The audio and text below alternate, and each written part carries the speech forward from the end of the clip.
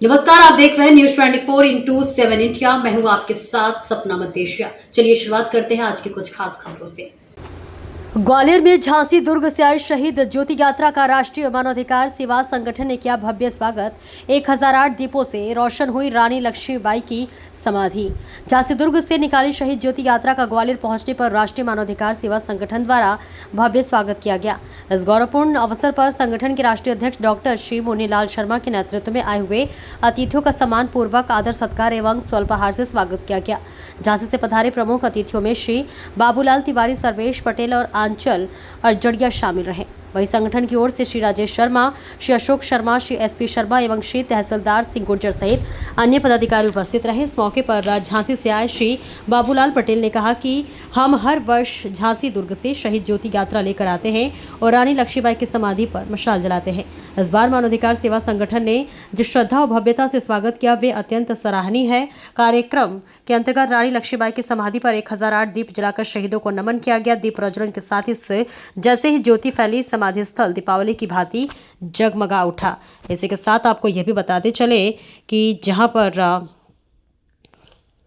इस मौके पर 2 दिवसीय वीरांगना बलिदान मेला का भी शुभारंभ हुआ। यह आयोजन न केवल शहीदों के बलिदान को सम्मानित करता है बल्कि युवा पीढ़ी में देशभक्ति की भावना को भी प्रज्वलित करता है। ग्वालियर से धर्मेंद्र सिंह गुर्जर की रिपोर्ट। रानी तेरा नाम रहेगा, जब तक सूरज चांद रहेगा, रानी तेरा नाम रहेगा, रानी झांसी का बलिदान याद रहेगा हिंदुस्तान। जय श्री राम। विगत कई वर्षों से हम लोग वैसे तो हम रानी लक्ष्मीबाई का जन्मदिन और बलिदान दिवस लगातार मनाते चले आए हैं। जब से हमें ध्यान है, मैं बुंदेलखंड कॉलेज में जब से हम लोग आए, लेकिन इस समय आज जिस तरह से 17 जून है और 18 जून 1857 में महारानी लक्ष्मीबाई ने यहीं अंग्रेजों से लड़ते लड़ते अपना बलिदान देने का काम किया था यहाँ ग्वालियर में। हम सारे के सारे लोग, अरजरिया जी, भार्गव जी, प्रेम साहब, सब इनके नेतृत्व में हम लोग यहाँ आकर के आज उनके चरणों में श्रद्धांजलि अर्पित करेंगे और ये दोहराएंगे कि महारानी लक्ष्मीबाई ने अपने प्राणों की बाजी लगा करके, प्राणों को बलिदान दे करके देश को आज़ाद कराने का काम किया। एक कवि ने लिखा है, सर से पाँव तक लोहू से लथपथ शरीर था रानी का, दुनिया ने जौहर देख लिया बुंदेलखंड के पानी। और हम आज सारे के सारे लोग जो यहाँ हैं उपस्थित हैं, प्रिंसिपल साहब और ठाकुर साहब, मुन्नीलाल जी शर्मा, अन्य लोग, महात्मा जी, जितने लोग हैं, इन लोगों ने, हम सब लोग वहाँ से आए और जिस तरह से भाव विभोर हर करके माल्यार्पण किया, नाश्ता कराया, हम सारे झांसी से आए हुए लोग उनका आभार ज्ञापित करते हैं, उनका धन्यवाद देते हैं। यात्रा में कितने लोग शामिल हुए और कितनी गाड़ियों के साथ आप यात्रा में आए यहाँ? हम वहाँ पहले तो देखिए ऐसा है, झांसी में तो निकाला जुलूस, मसाल जुलूस निकला और सैकड़ों की संख्या में मोटरसाइकिलें थीं, लेकिन लंबी यात्रा थी तो हम लोग 1 दर्जन से ज़्यादा 4 व्हीलर गाड़ियाँ लेकर के आए हैं। कुछ अभी आते जा रहे हैं। बहुत रानी के नाम पर बड़ी श्रद्धा है लोगों के अंदर और जो लोग भी आएंगे पीछे भी आएंगे और हम जा करके पहुँच करके वहाँ उनके चरणों में नतमस्तक होंगे। शासन प्रशासन के द्वारा क्या व्यवस्थाएं हैं आपकी? कोई शेड्यूल वगैरह है कि? शासन प्रशासन का इसमें हम कोई विशेष न योगदान लेते, ना आवश्यकता। जहाँ ऐसे लोग हों, शासन प्रशासन के पैरेलल खड़े होने वाले लोग हैं, शासन प्रशासन और क्या कर सकता है हम लोगों के लिए? हमारे लोग, व्यक्तिगत लोग, रानी झांसी से प्रेम रखने वाले लोग, बुंदेलखंड से प्रेम रखने वाले लोग, हमें आपस में प्रेम रखने वाले लोग, मुन्नीलाल शर्मा जी जैसे लोग हैं, तो हम लोगों का शासन प्रशासन कोई आवश्यकता नहीं।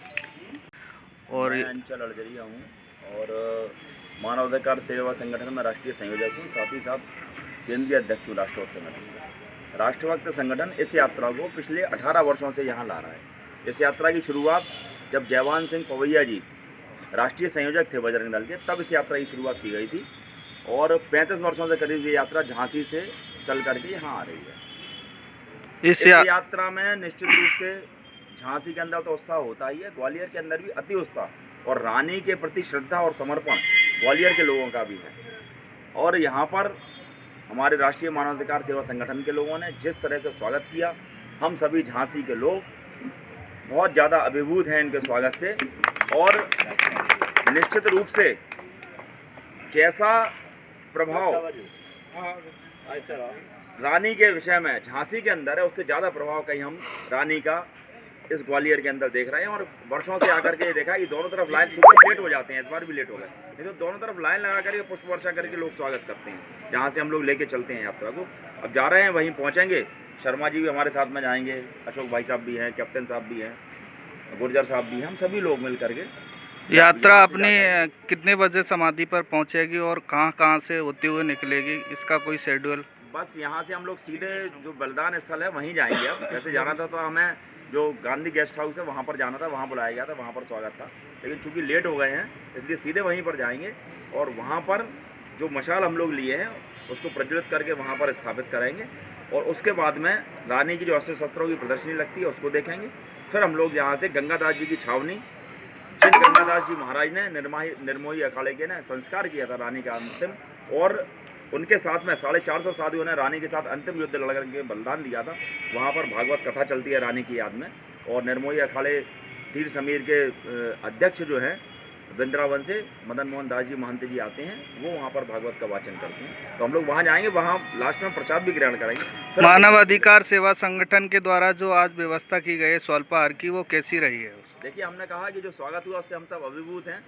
उसमें सारी चीज़ें आ गई, माल्यार्पण, उसके साथ में पुष्प वर्षा, उसके साथ में जो नाश्ता कराया गया, सभी चीज़ें उसमें सम्मिलित हो गई। और निश्चित रूप से मानवाधिकार सेवा संगठन ग्वालियर के साथ ही साथ पूरे भारत भर के अंदर बहुत अच्छा काम कर रहा है और पीड़ितों की और शोषितों की बहुत मदद करने का काम कर रहा है।